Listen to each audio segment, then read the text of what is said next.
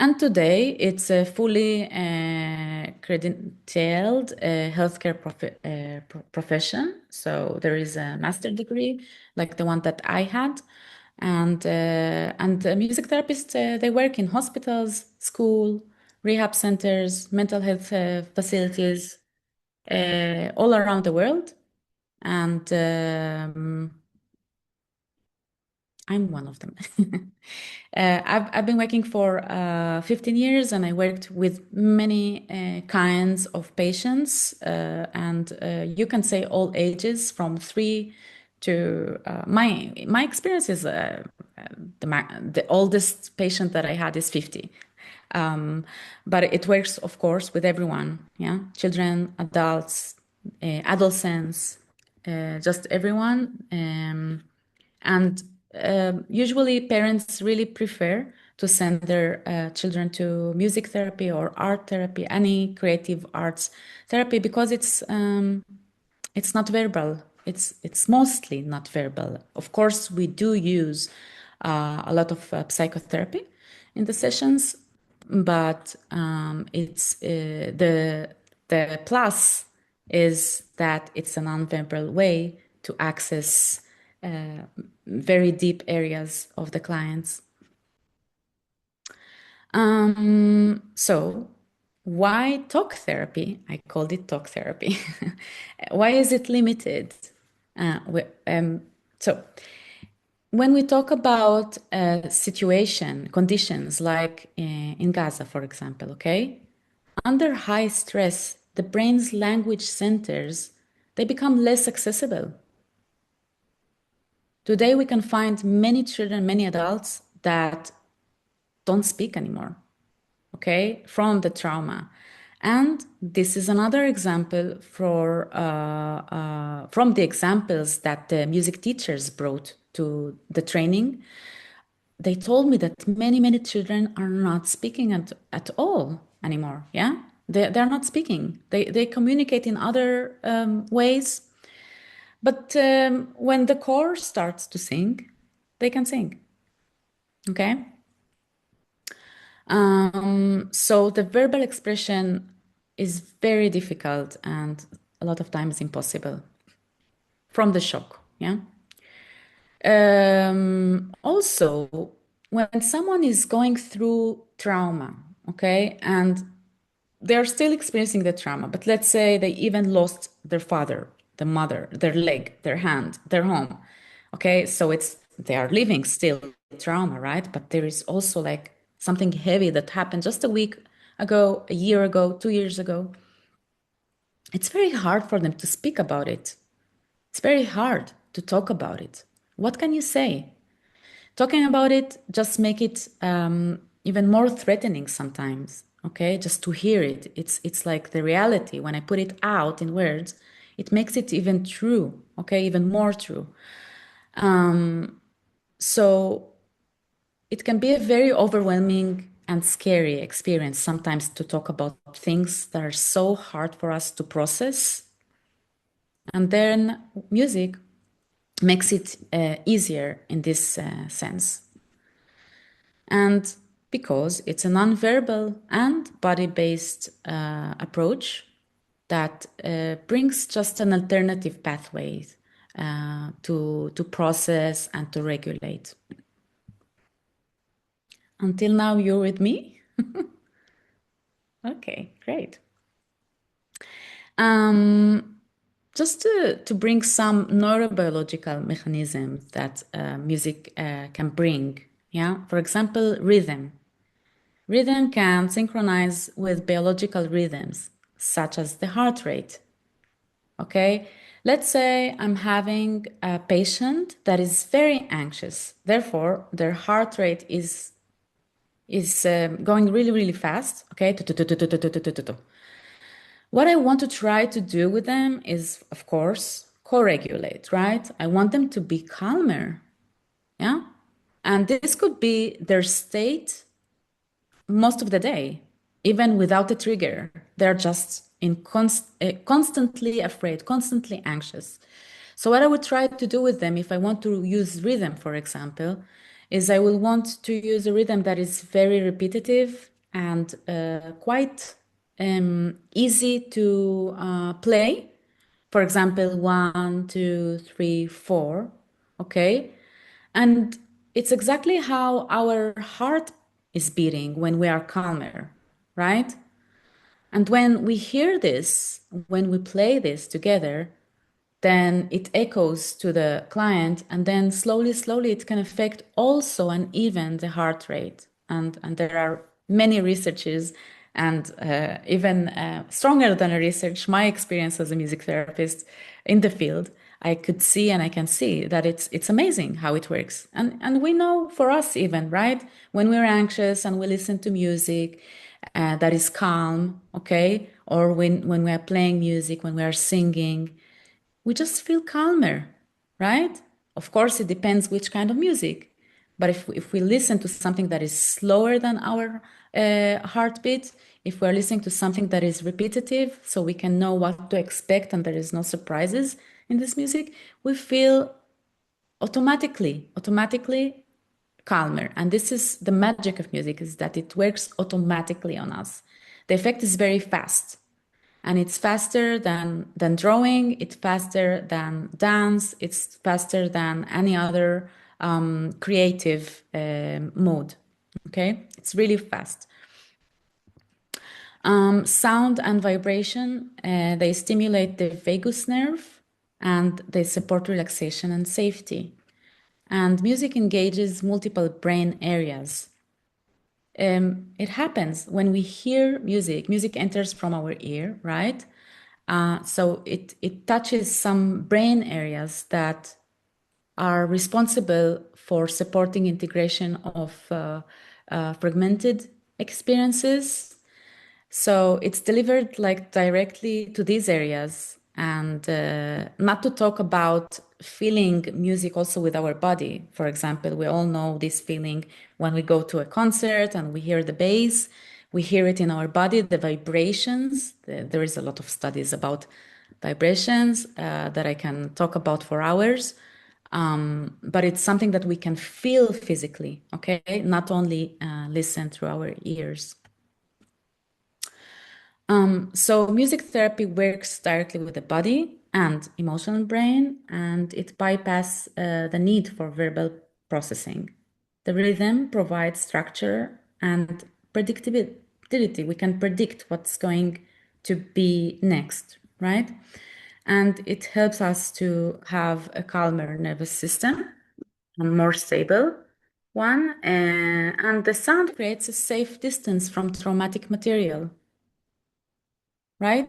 So, for example, it's easier for me maybe to sing about a traumatic event that happened in my life, whether it's in the far past or the near one.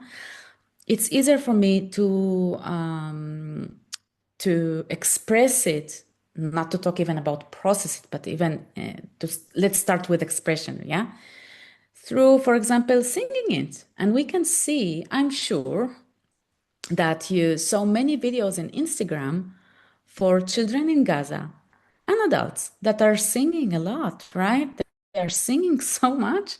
We can see it like everywhere there. And groups, big groups of children singing, and they look so happy, right? Sometimes they look even sad. Sometimes they look also sad. But we can see that even when they are singing songs that, because it's my language, I understand the lyrics can be connected to their experiences. I lost my house, yeah. I want to go back to my house. For example, خدني على بلادي. It's a song that I saw many videos singing this song for Fairuz, the Lebanese singer, and many songs that the lyrics really describe their experiences. And it's a distance; it's just standing between us and these feelings that it's so hard to express, of course, but also to process and to give it some space. You agree with me, no? Again, because we all have experience with music, right? So just very fast for music therapy techniques, and if some therapists will join, would like to join a future training with me, I will give, of course, a lot of techniques from music therapy, but not only. And just mentioning, I think I mentioned before the drumming, for example. Yeah, the use of rhythm. It's very, very crucial when we talk about working with trauma. But also, for example, humming. Humming. It's coming from hum. Yeah, and it takes us directly to, maybe you tell me, when I do something like this. Does it remind you of something? It's an easy question. Anyone? It's something rather um, maternal, lullaby-ish Oh, about it. thank you. Yeah, everyone agrees with Teresa. You too, Lucas? Even me, it's how my mommy used to sing to me when I was a baby. Yeah, I remember that. And even if I don't remember, my body does, right? The body remembers. And this is just talking about body and trauma, they go together because when there is trauma, there is a disconnection from the body. There is a disconnection from the here and now. There is a total disconnection. Yeah. And humming takes us back to this experience where we felt safe. Okay. And so when I'm humming with a patient, for them, with them, it really helps them to ground and to be connected to this moment. It's something that you can't ignore right now, and it's very, very, very calming, right? There is something very relaxing with the humming for everyone. Ella, that was fantastic. Oh my Thank you. goodness, I thought that was really terrific. Thank you so much. Thank you, Teresa. Yeah. Does anybody have any questions or comments before we go to Lucas? I didn't write anything in. I've just been writing down on a piece of paper here. Hala, I found that so, what were the words I really want to make sure I say? Empowering because it's deeply self-resourceful. You know, for me, the body is an instrument. It's a musical, breathing, organic, alive. It's always expressing. So I found a lot of um, resonance, interesting word when we're thinking about music, resonance with sensory motor psychotherapy, which is what I've done further training in. So about how the body becomes dysregulated, how we co-regulate, how we work with the present moment experience. You know, the work of Deb Dana, you said about the polyvagal, um, Pat Ogden, of course, Basil van der Kolk, and how the body keeps the score, and but just how, yeah, I just found it so empowering when when I know you said about that boy who could no longer play the oud, but I know that he can still make sound and music in the very simplest of tapping of and the humming. Isn't it that we hummed and moved before we could speak? You know, we were It's making the main sound. instrument, the voice. Yeah. Yeah, but the body and That everyone has. Yeah, everyone yeah. has. Yeah. So so Mhm. thank you. Yep. Thanks. Thanks a lot. Does anybody else have a comment or a question? I think I just wanted to say something about the this rhythmic tapping, which you might use with children who have experienced traumatic events. Obviously, they're in a safer environment, so we can treat them for trauma. But how important the rhythmic tapping is, then it has to be bilateral rather than this.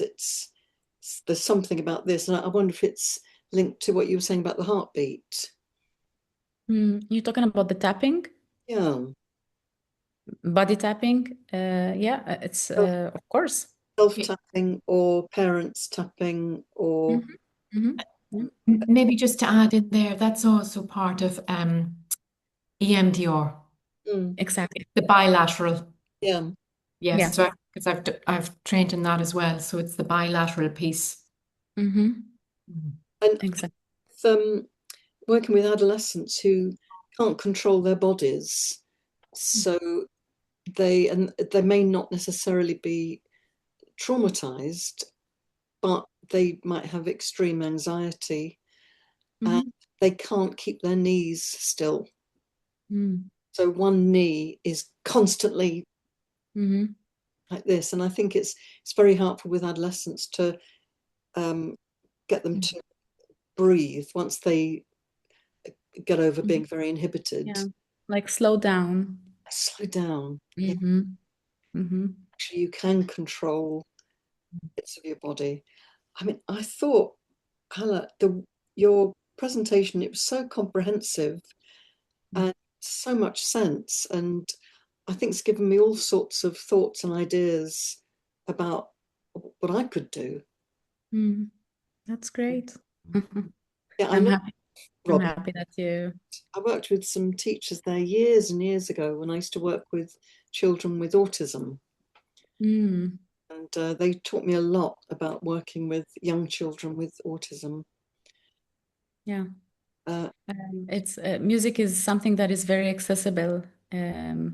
It's we all, as mentioned here, we all have it in our body, in our voice.